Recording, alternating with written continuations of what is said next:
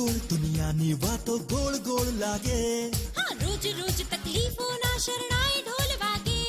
અરે એક શ્રીમાન જીવનની ખટમાળ છે આ નિરંતર.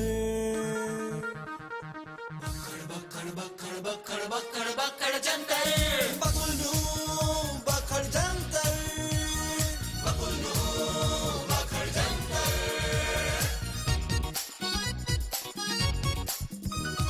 બકુલ ને બેલાની જોડી કમાલ. સોહન ને પરી મચાવે ધમાલ. અરે સાસુમાનું ચાલે મિલિટરી રાજ ને મોન્ટુ મામાનો અનોખો અંદાજ. દાદાજીના અનુભવથી થઈ તકલીફો છું મંતર.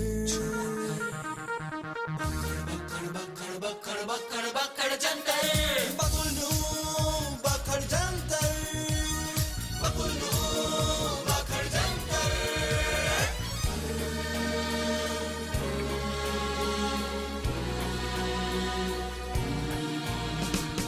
એક સાંધતા તેરે ટૂટે સમસ્યાઓનું ના સાથ છૂટે.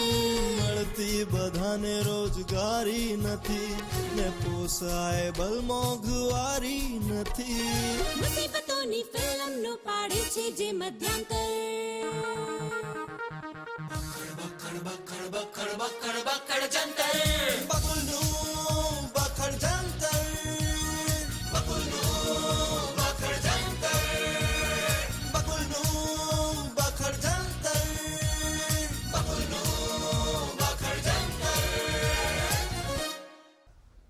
હેલો હેલો ટાવર નથી પકડતો.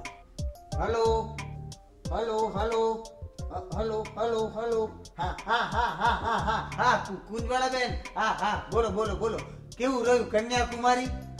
શું કન્યાકુમારીની વાત પછી કરીશું, અત્યારે રોમિંગ લાગે છે. હા હા હા હા હા હા હા જોયું રમણીકલાલ હાર્ટથી કેટલા રોમિંગ છે અને તમે એકદમ બોરિંગ.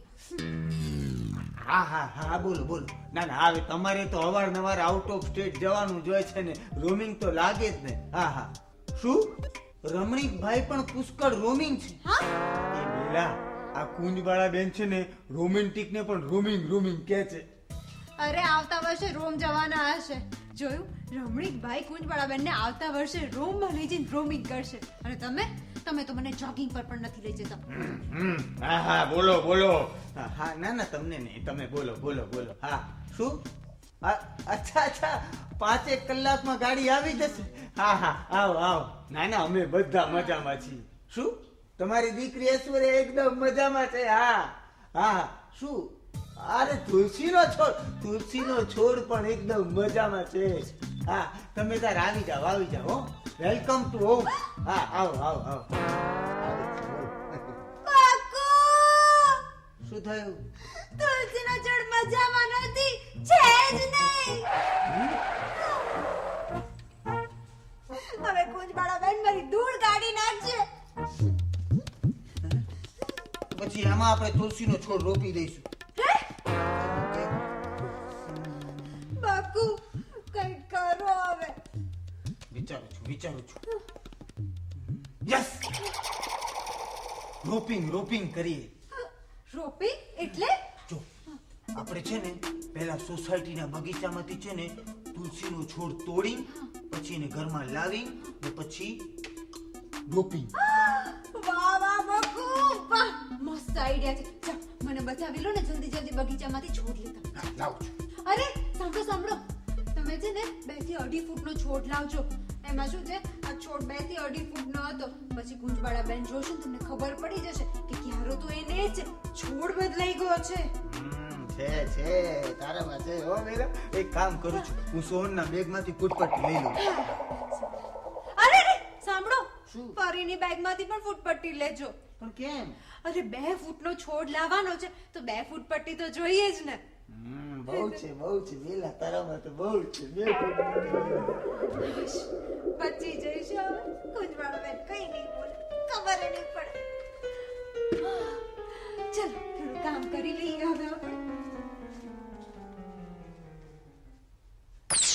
દીદી, ઓ દીદી, દીદી ક્યાં છો?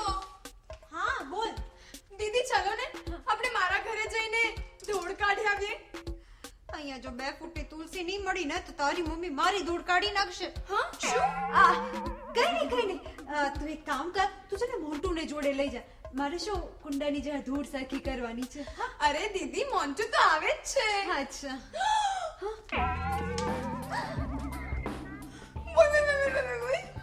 હા શું? આમાંથી તુલસી ક્યાં ગઈ? તુલસી હા હવા હવાઈ હવા હવાઈ હવા હવાઈ હવા ખાવા ગઈ. શું? હવા ખાવા? કોણ લઈ ગયો? બકુલ.